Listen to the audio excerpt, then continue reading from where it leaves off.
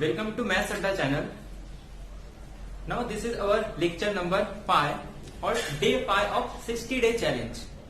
In every lecture we discuss 10 important question of CSIR NET. Today also we discuss 10 question of CSIR NET or GATE and NBHM. Now in today's lecture we discuss 6 question of real analysis, 2 question from complex analysis and 2 question from PDE. Now the first question is from real analysis. Means जो पहला question है वो real analysis से है और ये जो question है ये अनकाउंटेबल के ऊपर है. Means this question is based on uncountable. Means 4 option दिए और हमें ये आइडेंटिफाई करना या ये सॉल्व करना है कि कौन सा सेट अनकाउंटेबल होगा. तो हम पहले पढ़ चुके हैं. पहले एक चीज याद रखना है कि कैंटर का कंटिन्यूअम हाइपोथेसिस क्या होता है. तो कैंटर का कंटिन्यूअम हाइपोथेसिस ये कहता है कि स्टार्टिंग के फाइनाइट सेट. अब फाइनाइट सेट से मतलब होता है कि जैसे 1 2 3 4 5 6 सम फाइनाइट नंबर प्लस अलिफ नॉट. इस सिंबल को हम कहते हैं अलिफ नॉट. और अलिफ नॉट ये एक कार्डिनलिटी है. और किसकी कार्डिनलिटी है? ये सबसे मिनिमम इनफाइनाइट सेट की जो कार्डिनलिटी होती है उसे हम कहते हैं अलिफ नॉट.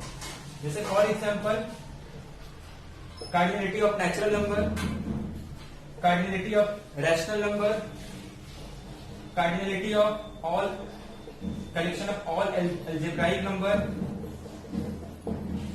और all prime number and etc. These are example जिनकी कार्डिनलिटी क्या है? अलिफ नॉट. मतलब ये कह सकते हैं कि इनफाइनाइट सेट में जो सबसे छोटी कार्डिनलिटी होती है वो क्या होता है? अलिफ नॉट. अलिफ not is the smallest cardinality of infinite set. और जितने भी फाइनाइट सेट हो या जितने भी वो सारे सेट जिनकी कार्डिनलिटी अलिफ नॉट होती है या फिर ये कह सकते हैं जिनको हम नेचुरल नंबर के साथ 1-to-1 करस्पॉन्डेंस में लिख सकते हैं, ऐसे सारे सेट को हम कहते हैं कि वो एक काउंटेबल सेट है. मीन्स उनके सारे एलिमेंट को हम काउंट कर सकते हैं या फिर नेचुरल नंबर के साथ 1-to-1 करस्पॉन्डेंस कर सकते हैं. अब इसके बाद जितने भी सेट होंगे उनकी कार्डिनलिटी या फिर इससे बड़े जितने भी कार्डिनलिटी होंगे उनको हम अनकाउंटेबल कहते हैं. अब नेचुरल नंबर के बाद जो नेक्स्ट कार्डिनलिटी होती है बाय कंटिन्यूअम हाइपोथेसिस ऑफ कैंटर. तो कैंटर का जो कंटिन्यूअम हाइपोथेसिस है वो ये कहता है कि जितने भी फाइनाइट सेट हैं और वो सारे सेट जिनकी कार्डिनलिटी अलिफ नॉट है या फिर नेचुरल नंबर के साथ 1-to-1 करस्पॉन्डेंस होते हैं, ये सारे सेट काउंटेबल होते हैं. अब इसके बाद जो नेक्स्ट कार्डिनलिटी होगी वो होगा 2 अलिफ नॉट. अब 2 अलिफ नॉट इज इक्वल टू सी.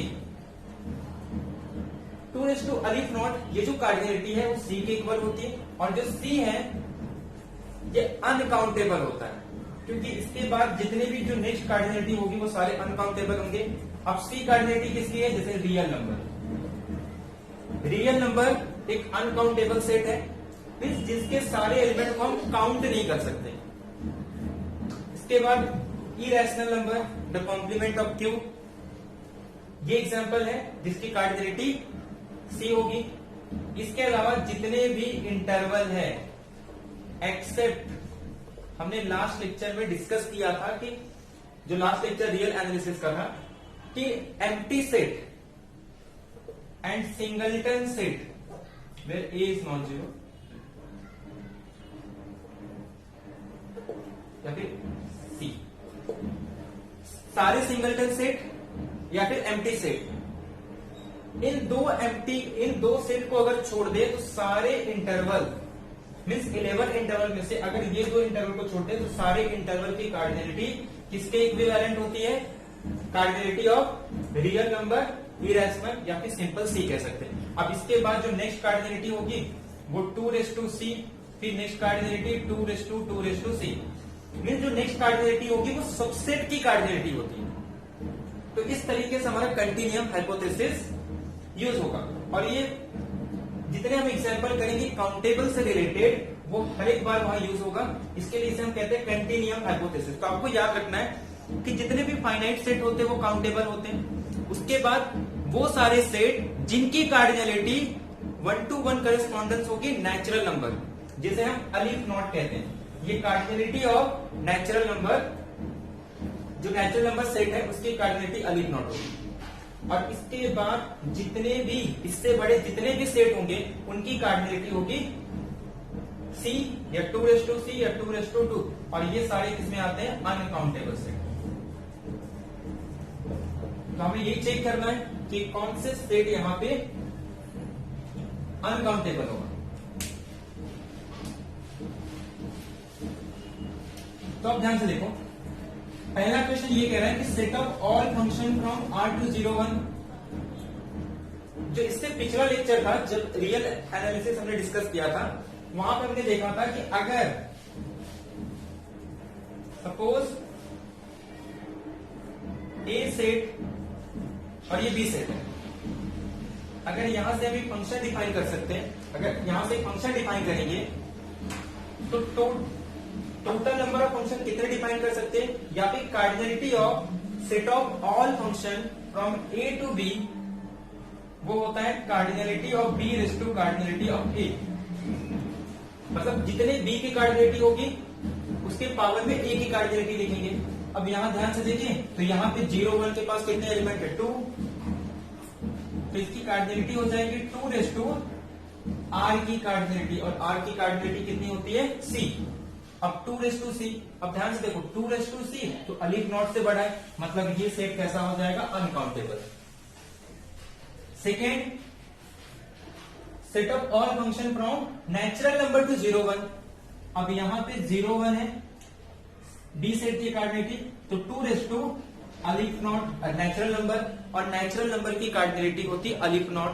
तो यहां पे हमारे पास जो टोटल नंबर ऑफ फंक्शन होंगे वो 2:2 अलीफ नॉट, और 2:2 अलीफ नॉट इसके इक्वल होता है C, यानी कार्डिनलिटी ऑफ रियल नंबर। और C भी क्या है? अनकाउंटेबल है। मीन्स जो फर्स्ट और सेकेंड एग्जाम्पल है वो हमारा अनकाउंटेबल हो गया। अब क्वेश्चन नंबर 3rd और 4th, नेचुरल नंबर के जितने भी सबसेट होंगे, set of all subset of natural number, और थर्ड में बोल रहा है कि all finite subset of natural number. मतलब नेचुरल नंबर के वो सारे कलेक्शन लेने हैं जिनके पास फाइनाइट सबसेट हो। तो 4th एग्जांपल में क्या कह रहे हैं कि set of all subset of natural number, but 3rd example में नेचुरल नंबर के सिर्फ फाइनाइट सेट ही लेने। अब 4th का तो डायरेक्ट आ जाएगा कि नेचुरल नंबर के सबसेट, और सबसेट का जो टोटल नंबर ऑफ सबसेट होती है वो कितनी होती है? 2:2 कार्डिनलिटी ऑफ सेट, और नेचुरल की कार्डिनलिटी क्या होगी? 2:2 अलीफ नॉट। यहाँ पे 2:2 अलीफ नॉट किसके इक्वल हो जाएगा? C। मतलब 4th ऑप्शन भी हमारा अनकाउंटेबल होगा। अब बचता है ऑप्शन नंबर 3rd। यहां पे सारे नेचुरल नंबर के फाइनाइट सेट लेने, अब इसे डिस्कस करते हैं।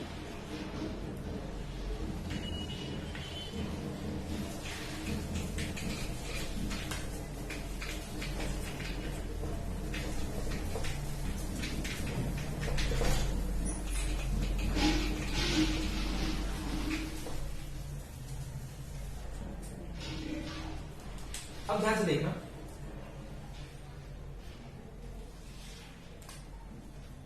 नेचुरल नंबर के एलिमेंट कैसे होते हैं? 1 2 3 4 5 इस तरीके से कंटिन्यू होंगे। ये नेचुरल नंबर है। अब हमें सबसेट लेना है set of all, set of all finite subset of natural number, यानी नेचुरल नंबर के सिर्फ फाइनाइट सबसेट ही ले रहे हैं। मतलब अब ये सबसेट कैसे लेते हैं? अब हम सेट को कुछ इस तरीके से डिफाइन करेंगे, S1। अब S1 के अंदर हम सारे सिंगलटन एलिमेंट लिख देंगे, मतलब या तो 1 लिखेंगे, यहाँ पे 2 या 3 या 4। क्योंकि फाइनाइट एलिमेंट में 1 एलिमेंट भी हो सकते हैं, 2 एलिमेंट भी हो सकते हैं, 3 एलिमेंट भी और n एलिमेंट भी हो सकते हैं। तो पहले हम S1 को डिफाइन करेंगे, किसके पास सारे सिंगलटन सेट होंगे, बट इस A को फिल करने के ऑप्शन कितने होंगे, 1 2 3 4 5 6, मतलब टोटल कितने नंबर है यहाँ फिल करने का, अलिफ नॉट। तो S1 की जो कार्डिनलिटी होगी वो होगा अलिफ नॉट। इसी तरीके से हम S2 डिफाइन करेंगे। अब S2 के अंदर 2 एलिमेंट ले लेंगे, जहां पे A के पास कितने ऑप्शन है, अलिफ नॉट, B के पास कितने ऑप्शन है, अलिफ नॉट। तो अलिफ नॉट क्रॉस अलिफ नॉट फिर से क्या होगा, अलिफ नॉट स्क्वायर, और अलिफ नॉट स्क्वायर किसके इक्वल होता है, अलिफ नॉट। इसी तरीके से हम डिफाइन करेंगे Sn, जिसमें A1 A2 solve up to कुछ फाइनाइट एलिमेंट होंगे, और हर एक AI के पास कितने ऑप्शन है, अलिफ नॉट। तो अलिफ नॉट n टाइम, यानी अलिफ नॉट रेज़ टू n, और अलिफ नॉट रेज़ टू n क्या होगा, फिर से अलिफ नॉट। अब अगर इन सारे फाइनाइट सबसेट का यूनियन लेंगे तो वो हमारा set of all finite subset of n हो जाएगा, यानी S is equal to SI where I is going from 1 to n। अब यहाँ पे I की वैल्यू n तक वैरी होगी, क्योंकि सिर्फ हमें फाइनाइट सेट ही लेना है। SI सारे फाइनाइट, हर एक की कार्डिनलिटी कितनी है, अलिफ नॉट, और अलिफ नॉट कैसे है, अलिफ नॉट काउंटेबल, और काउंटेबल यूनियन, अगर हम काउंटेबल यूनियन का फाइनाइट सेट लेंगे, और फाइनाइट सेट क्या होता है, काउंटेबल, और countable union of countable set is countable, क्योंकि हमारे पास हर एक SI काउंटेबल है, और यूनियन कहां तक वैरी होगा, 1 से लेके n तक, मतलब फाइनाइट सेट है, और every finite set is countable, और countable union of countable set is countable. तो मीन्स हमारा जो थर्ड ऑप्शन है वो रॉन्ग हो जाएगा, क्योंकि थर्ड ऑप्शन, अगर हम नेचुरल नंबर का सिर्फ फाइनाइट सबसेट लेंगे तो वो हमेशा काउंटेबल होता है। तो हमारा ऑप्शन नंबर थर्ड रॉन्ग होगा, फर्स्ट सेकेंड और फोर्थ राइट हो जाएगा। तो इस तरीके से हमने अनकाउंटेबल चेक करते हैं। अब ये जो कॉन्सेप्ट था आगे के बहुत सारे एग्जाम्पल में यूज होने वाले, जो आगे के लेक्चर में हम डिस्कस करेंगे। नंबर 2 में हमारे पास एक सेट गिवन है, और सेट का लिमिट फाइंड करना है। अब सेट इस तरीके से है कि 1/n into sine into 1/n, और ये पूछ रहा है कि लिमिट पॉइंट 1 होगी और वो 0 होगा, means 1 limit point and it is 0। Second option है कि 1 limit point and it is -1। Third option is 1 limit point and it is 1, और फोर्थ ऑप्शन है कि 3 लिमिट पॉइंट होंगे, 0 1 और -1। तो एक रिजल्ट याद रखना है,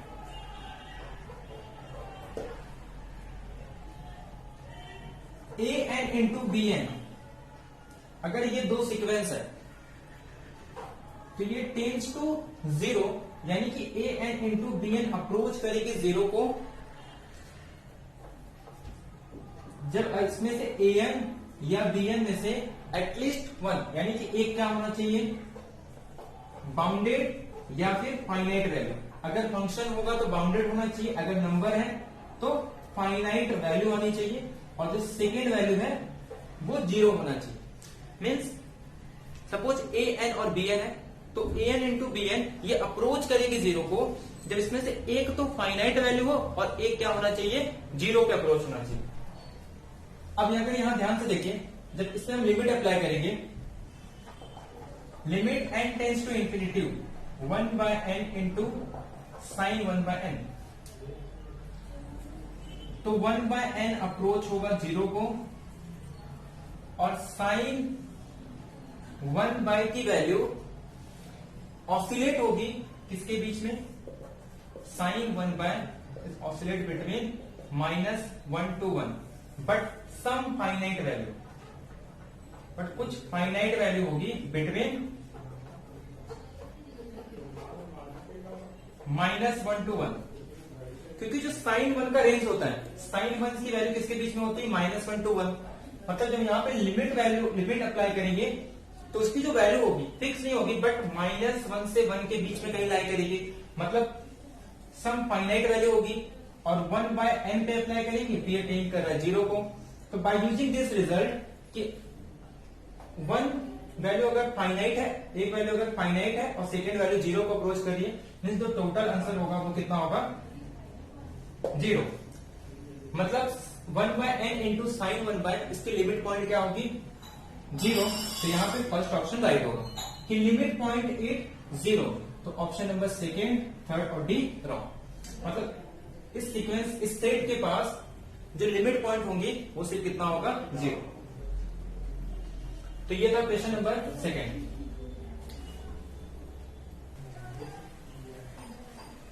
हाँ, तो क्वेश्चन नंबर 43 और आज का क्वेश्चन नंबर थर्ड। अब इसमें निकालना है कि कितने नंबर ऑफ लिमिट पॉइंट होंगे of the set 1/n plus 1/n। ये हमारे पास एक सेट गिवन है और ये फाइंड करना है कि इस सेट के पास कितने नंबर ऑफ लिमिट पॉइंट होंगे। अब ध्यान से देखना, इस सेट को हम कैसे लिख सकते हैं, अगर n के प्लेस पे 1 पुट करेंगे तो ये सेट ऐसे हो जाएगा। अगर n को 1 पुट करेंगे तो ये set 1/n plus 1। Suppose m के प्लेस पे 1 पुट करते हैं, ठीक है। m के प्लेस पे अगर 1 पुट करेंगे तो ये सेट कुछ इस तरीके से होगा। मतलब ये सेट कैसे चलने वाला है, 1 plus 1, 1 plus 1/2, solve up to 1 plus 1/n। अब यहां पे अगर लिमिट अप्लाई करेंगे तो ये वैल्यू अप्रोच करेगी 1 को, मतलब एक लिमिट पॉइंट तो इसका 1 होगा। अब ऐसे अगर m के प्लेस पे 2 पुट करेंगे तो ये होगा 1/2 प्लस 1/n। मतलब ये वैल्यू कैसे चलेगी, 1/2 plus 1, 1/2 plus 1/2, solve up to 1/2 plus 1/n।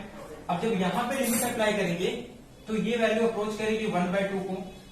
ठीक इसी तरीके से अगर हम सपोज m के प्लेस पे m रखेंगे तो ये 1/m प्लस 1/n, मतलब ये वैल्यू कैसे होगी, 1/m को फिक्स कर देंगे तो 1/m प्लस 1/2 और लास्ट में 1/m प्लस 1/n। अब जब यहां पे लिमिट अप्लाई करेंगे तो ये वैल्यू अप्रोच करेगी 0 को। मतलब हमारे पास लिमिट पॉइंट क्या आ रहा है, 1/2, सॉल्व अप टू लास्ट में क्या होगा, 1/n और लास्ट में 0। मतलब जो लिमिट पॉइंट है सेट की होगी 1/m such that m belongs to natural number union set 0। ये हमारे पास लिमिट पॉइंट है। अब क्वेश्चन में ये पूछा है कि सेट के पास कितने पॉइंट होंगे। अब यहाँ पे m क्या है, नेचुरल नंबर, तो कितने पॉइंट होंगे, इनफाइनेटली मेनी पॉइंट। तो option number A, B, C wrong और ऑप्शन नंबर डी राइट होगा। इनफाइनेटली मेनी पॉइंट होंगे क्योंकि m की वैल्यू क्या है, नेचुरल नंबर, तो 1, 1/2, 1/3, सॉल्व अप टू 1/m और प्लस 0। तो इसके पास नंबर ऑफ लिमिट पॉइंट कितने होंगे, इनफाइनेटली मेनी। अब ध्यान देना, यहां पे एक सेट गिवन है कि वो सारे ऑर्डर पेयर होंगे सच दैट कि x² plus y² is equal to 1/n², जहां पे x y बिलोंग कर रहा है रैशनल नंबर को। अब ध्यान सुना, x रैशनल नंबर या फिर y रैशनल नंबर दोनों ही आपस में क्या है, काउंटेबल है। नेचुरल नंबर भी काउंटेबल है, मीन्स यहां पे जो भी वैल्यू आएगी वो सारे पेयर कैसे होंगे, काउंटेबल है। जैसे फॉर एग्जांपल अगर n को 1 पुट करते तो ये राइट साइड में क्या होगा, 1। अब यहाँ पे x और y की क्या वैल्यू पुट करेंगे कि आंसर कितना आना चाहिए, 1। बट एक नंबर को या तो x को रैशनल रखना या तो y को रैशनल रखना। एक काम करते हैं, x की वैल्यू को 0 पुट करते हैं और y की वैल्यू को 1। और 1 एक रैशनल नंबर है तो 0² प्लस 1² क्या वैल्यू क्या हो जाएगी, 1। अगर सपोज n के प्लेस पे 2 पुट करेंगे तो राइट साइड में क्या होगा, 1/2²। तो यहां पे x के प्लेस पे सपोज 0 पुट करेंगे, अगर x की वैल्यू 0 होगी तो 0² प्लस, तो y के प्लेस पे क्या पुट करेंगे, 1/2। और यहां पे y क्या हो गया, रैशनल नंबर। या फिर y को 0 पुट करके x को 1/2 लेंगे, ऐसे यहां पे y के प्लेस पे 0 पुट करके x के प्लेस पे 1।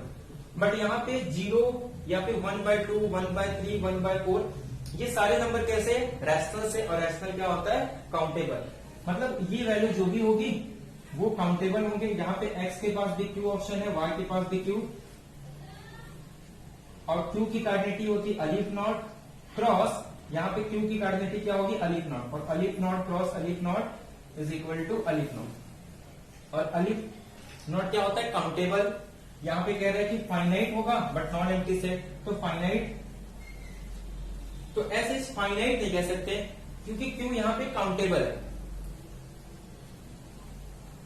क्योंकि इसके पास हो सकता है ना वो डेन्यूमरेबल हो सकता है, और डेन्यूमरेबल फाइनाइट नहीं होता।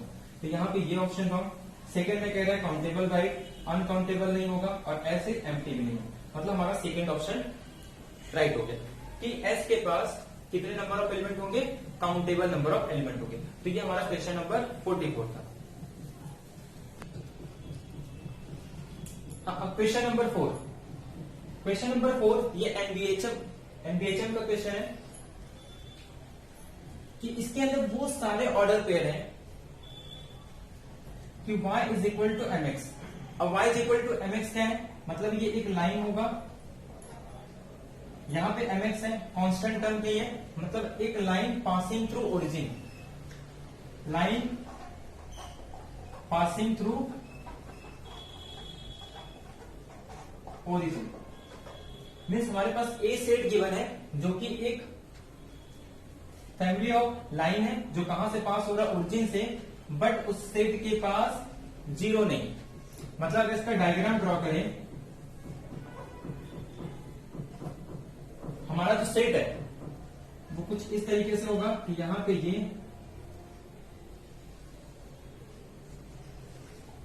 बट यहां पे मिडल में ये बीच से ब्रेक होगा, मतलब ये जो रेड लाइन है ये हमारा सेट है। y is equal to m x, मतलब y इज इक्वल टू ये y is equal to m x, ये सेट ए। और हमें ये बताना है कि ये सेट क्या ओपन है या क्लोज या कनेक्टेड और not a dense. Means we have to show that कि ए इज अ ओपन और ए इज अ क्लोज और ए इज अ कनेक्टेड और ए इज नॉट अ डेंस। पहले तो डेफिनेशन देखते हैं। ओपन सेट का डेफिनेशन क्या होता है, ओपन सेट का डेफिनेशन ये है कि जितने भी पॉइंट है, every point in a set A is an interior point. Means पूरे सेट में जितने भी पॉइंट है वो इंटीरियर पॉइंट होने चाहिए। Every point on a set means जितने भी पॉइंट है, every point on a line are interior point. Now what is the definition of interior point. Interior point का डेफिनेशन ये होता है कि उस पॉइंट पे अगर हम उस पॉइंट पे सेट कर रहे हैं और उसके अराउंड, मतलब उस पॉइंट पे बैठ के अपने अराउंड एक नेबरहुड बनाएंगे तो वो सेट के अंदर होना चाहिए। मतलब it consist of only point of set, set के बाहर के पॉइंट उस नेबरहुड के अंदर नहीं होने चाहिए। बट यहां पे ऐसा कोई भी नेबरहुड एग्जिस्ट ही नहीं होगा कि जिसके अंदर सिर्फ सेट के पॉइंट हो। मीन्स यहां पे किसी भी पॉइंट पे अगर हम बैठ के एक नेबरहुड ड्रॉ करेंगे तो वो उसके अंदर हमेशा सेट के बाहर के पॉइंट, मतलब वो रेड लाइन के बाहर चले जाएगा। मतलब इसके हर एक पॉइंट क्या है, इंटीरियर पॉइंट, एक भी पॉइंट नहीं है। तो इस सेट को हम कहेंगे कि ओपन नहीं होगा। तो ओपन का डेफिनेशन ये होता है कि a set is said to be open if every point of set is a interior point. And interior point का डेफिनेशन ये है कि a point, definition of interior point is a point is said to be interior if we draw a neighborhood around those point there is a no point other than set। मतलब set के बाहर का point नहीं होना चाहिए। But यहाँ पे तो ऐसा नहीं हो रहा है। मैं किसी भी पॉइंट पे खड़े होकर नेबरहुड बनाऊं तो सेट के बाहर के पॉइंट आ रहे हैं, मतलब वो रेड लाइन के बाहर जा रहा है, तो ये सेट ओपन तो नहीं हो सकता। क्लोज सेट का सिंपल डेफिनेशन है कि जितने भी लिमिट पॉइंट होंगे, every limit point contain in set A. अब लिमिट पॉइंट का डेफिनेशन क्या होता है कि लिमिट पॉइंट पे a point is said to be limit point, उसके अराउंड अगर एक नेबरहुड ड्रॉ करेंगे तो सेट के अनकाउंटेबल पॉइंट होने चाहिए, इनफाइनाइट पॉइंट। अब ध्यान से देखना, इस लाइन में जीरो नहीं, मतलब जीरो हमारे सेट के अंदर नहीं, बट अगर जीरो के अराउंड कितना भी छोटा नेबरहुड बनाए तो ये लाइन यानी हमारा सेट के बहुत सारे पॉइंट कंटेन करेगी। इस पॉइंट के अराउंड कितना भी छोटा नेबरहुड बनाऊं तो हमेशा सेट के पॉइंट होंगे। मतलब जीरो क्या है, एक लिमिट पॉइंट है। अब जीरो लिमिट पॉइंट है बट जीरो तो सेट के अंदर है ही नहीं, जीरो तो सेट के बाहर है। अगर जीरो सेट के बाहर है इसका मतलब ये सेट कभी भी क्लोज नहीं हो सकता, क्योंकि क्लोज का डेफिनेशन ये होता है कि a set is said to be close if every point is a limit point. But यहां पे ऐसा नहीं हो रहा है। Zero is a limit point but zero does not contain in set A. अब कनेक्टेड सेट का डेफिनेशन, कनेक्टेड सेट का सिंपल डेफिनेशन होता है कि कनेक्टेड सेट अपने आप में इतना एबल होता है या वो सफिशियंट होता है कि उस सेट के हर दो पॉइंट को वो कनेक्ट कर सकता है।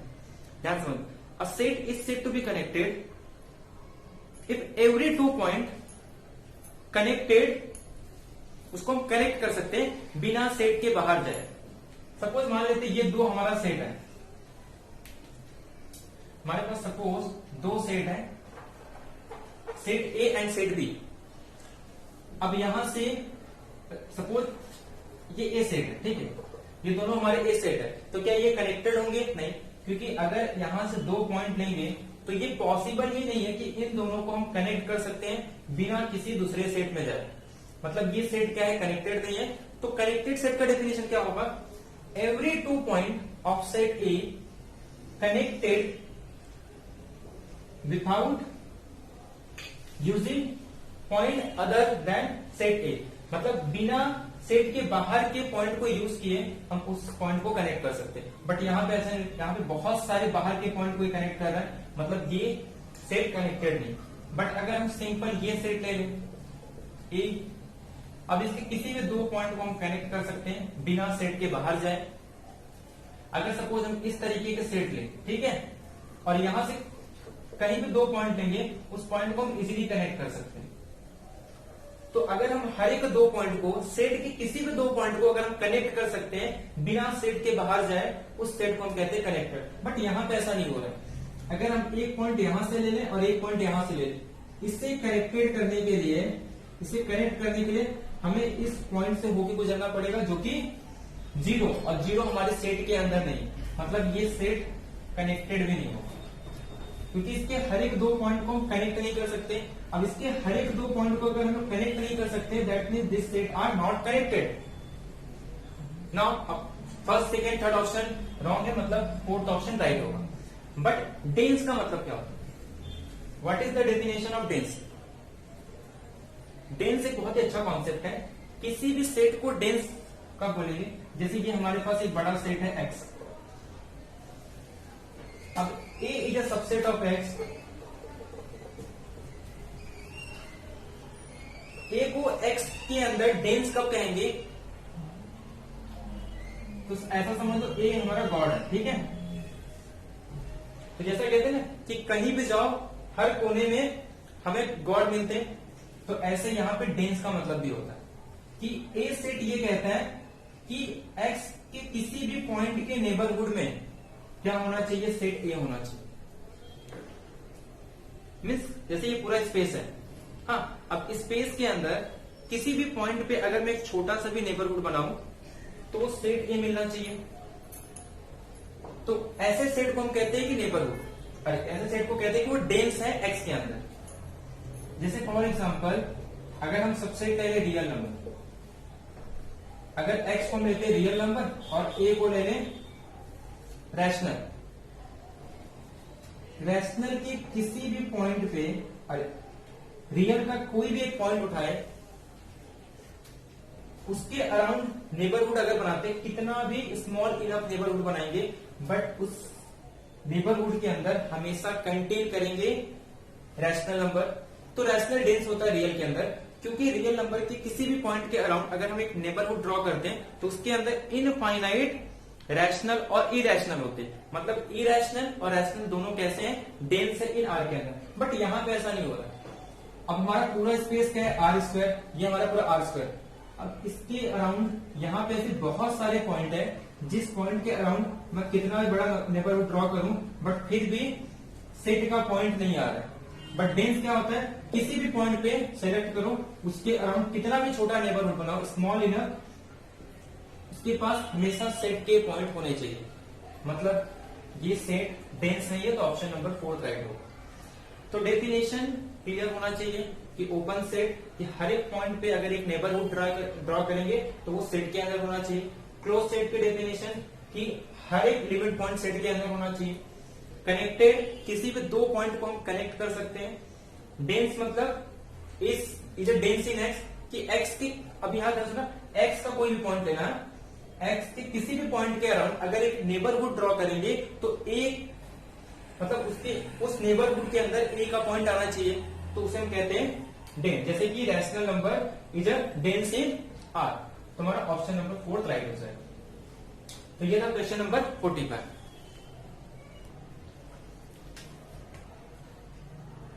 हाँ, question number 46।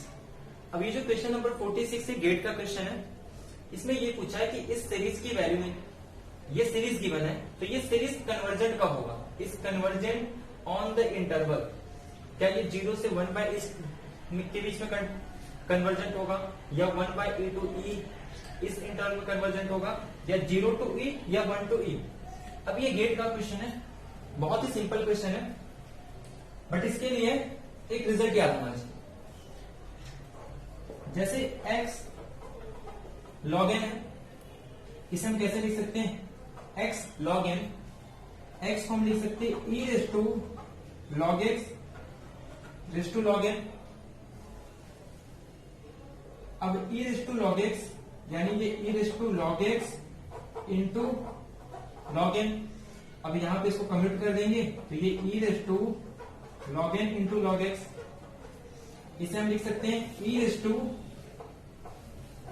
log n raised to log x, मतलब ये हो जाएगा n raised to log x। मतलब x raised to log n को हम लोग लिख सकते हैं n into log x, मतलब हमारा सीरीज हो गया n into log x। अब इसे हम कैसे लिख सकते हैं, समेशन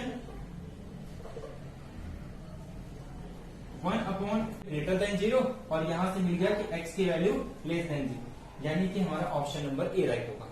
यानी कि x की वैल्यू अगर 0 से लेके 1 के बीच में लाई करती है तो हमारा जो सीरीज है, the series is convergent on the interval 0 to 1/e। अब क्वेश्चन नंबर 48, ये कॉम्प्लेक्स एनालिसिस। तो पहले हम क्वेश्चन नंबर 48 करते हैं, पावर सीरीज निकालना। अरे पावर सीरीज का रेडियस निकालना, तो पावर सीरीज, तो यहां पे रेडियस ऑफ कन्वर्जेंस फाइंड करना है, तो ये पावर सीरीज का रेडियस फाइंड करना है। अब रेडियस ऑफ कन्वर्जेंस का फॉर्मूला होता है r is equal to 1/an raised to 1/n,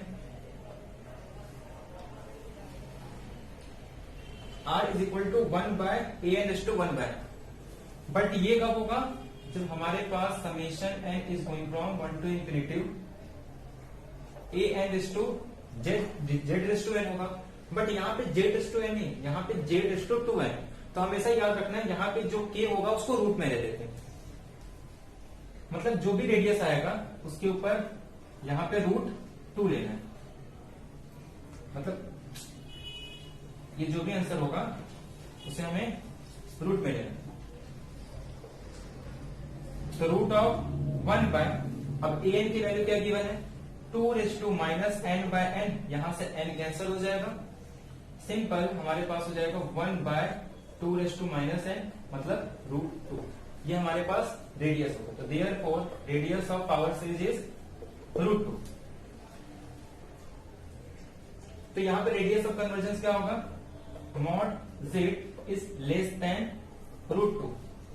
but यहाँ पे ऑप्शन में ये फर्स्ट और सेकेंड ऑप्शन राइट हो जाएगा, बट यहाँ पे चेक कर रहा है less than is equal to या लेस देन होगा। तो एक काम करते हैं, जेड के प्लेस पे पुट कर देंगे √2। अब जब जेड के प्लेस पे √2 पुट करेंगे तो हमारा series 2 raised to -n √2 2n। अब ये 2 रूट में है मतलब इसे हम लिख सकते हैं 2^1/2, यहां से 2 कैंसल, -n+n, यहाँ पे 2 बेस सेम है तो -n+n यानी 2:0, मतलब समेशन ऑफ 1, और समेशन ऑफ 1 कितना होता है?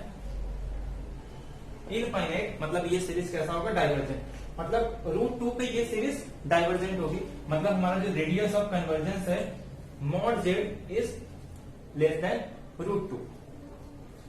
अब यहाँ पे in general mod z a less than radius of convergence ये होता है, बट यहाँ पे हमारे पास सिंपल z है, इसके लिए यहाँ पे a के प्लेस पे क्या लिखेंगे?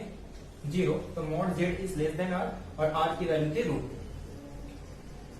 बट पेपर में इतना सॉल्व नहीं करना है, सिंपल रिजल्ट याद रखना है कि जब भी यहां पे a⁴n है, इसका रेडियस ऑफ कन्वर्जेंस हमेशा 1/a होगा। अगर a⁻n है तो इसका आंसर हमेशा a, और सपोज यहां पे 2n है, अगर यहां पे सपोज kn है तो यहां पे रूट में लिख देंगे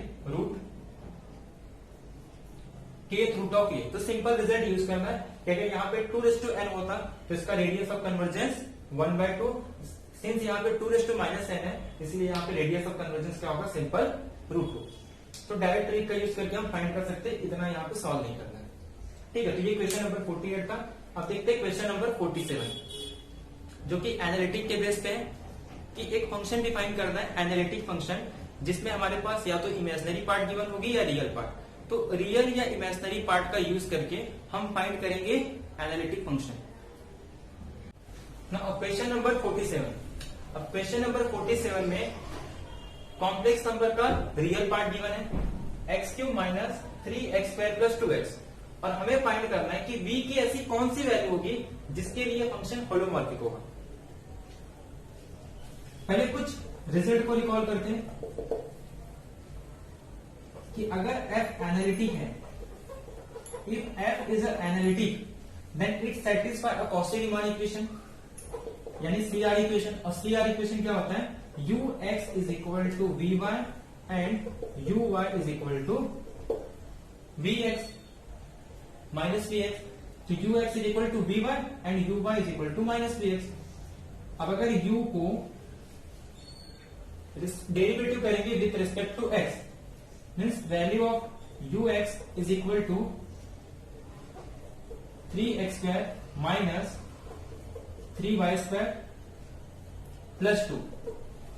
ऐसे अगर हम uy को निकालेंगे तो यहां पे value of uy is -6xy। अब यहां पे ऑप्शन से एलिमिनेट कर सकते हैं कि vy करने पे किसकी वैल्यू, vy की वैल्यू इसके इक्वल होनी चाहिए, मतलब यहां पे किस इमेजिनरी पार्ट को y के रिस्पेक्ट में डेरिवेटिव करने पे ux के इक्वल होना चाहिए, और with respect to x derivative करने पे वो माइनस ऑफ uy होना चाहिए। अगर हम ऑप्शन नंबर 2 को चेक करेंगे तो यहां पे ध्यान दो, अगर इसको x से डिफरेंशिएट करेंगे तो इसकी वैल्यू होगी 6xy और बाकी ये 0, तो 6xy तो vx 6xy, तो यहां पे माइनस लगा देंगे तो uy की वैल्यू यही होनी चाहिए, तो uy की वैल्यू क्या है यहाँ पे -6y। ऐसे अगर हम vy को डिफरेंशिएट करेंगे, यानी y को डिफरेंशिएट करना है विद रिस्पेक्ट टू y, तो अगर y के रिस्पेक्ट में डिफरेंशिएट करेंगे तो ये हो जाएगा 3x² माइनस 3y² और यहाँ पे +2, और ये किसके इक्वल है? 3x² माइनस 3y² +2, मतलब ये ऑप्शन सेटिस्फाई कर रहा है। तो ये तो ऑप्शन से एलिमिनेट कर सकते हैं, बट अगर हमें इमेजिनरी पार्ट को डायरेक्ट निकालना है, सपोज इमेजिनरी पार्ट नहीं गिवन है, तो कैसे सॉल्व करते हैं? यहां पर टोटल डेरिवेटिव का यूज करते हैं। du is equal to ux into dx plus uy dy, और इसी को हम लोग लिख सकते हैं कॉची-रीमान का यूज करके कि by dx minus vx dy। अब अगर इसको प्रूफ देखेंगे तो ये सेटिस्फाई करता है, ये एक exact differential equation, exact differential equation. जहां पे इसे हम m बोलेंगे और ये हमारा n होगा। तो m को अगर y के रिस्पेक्ट में और n को x के रिस्पेक्ट में अगर डिफरेंशिएट करेंगे तो ये दोनों वैल्यू इक्वल होगी, मतलब कि एग्जैक्ट डिफरेंशियल इक्वेशन होता है। और solution of exact differential equation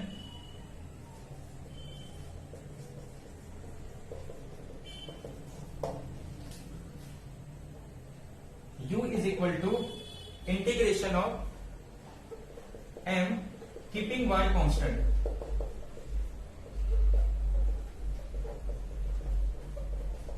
जो dx का कोएफिशिएंट होगा उसे हम कहते हैं m, बट यहां पे y को कांस्टेंट एज ए ट्रीट करना है विथ रिस्पेक्ट टू x, मतलब m को dx के रिस्पेक्ट में डेरिवेटिव करना, इंटीग्रेट करना है और y को कांस्टेंट रखना है, प्लस n को इंटीग्रेट करना है y but not containing x।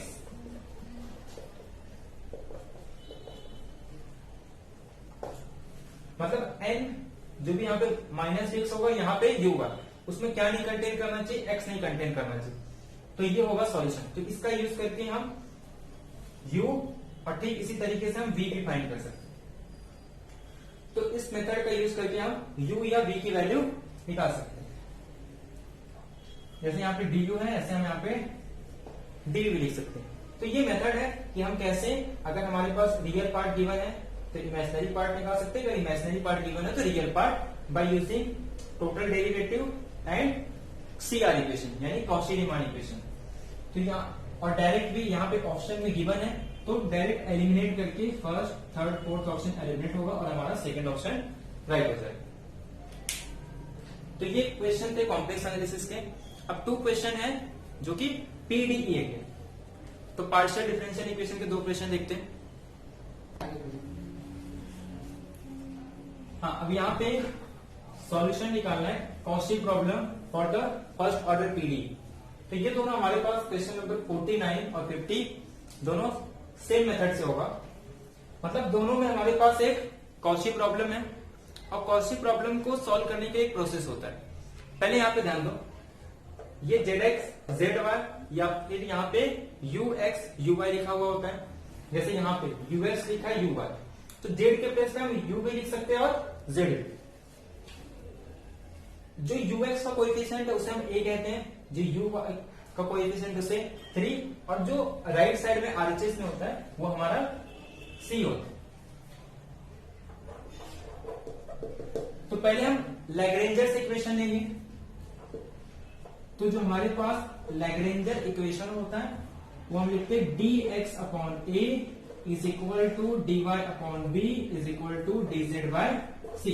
ऐसे यहां पे भी लिखेंगे dx upon a dy upon b dz upon c।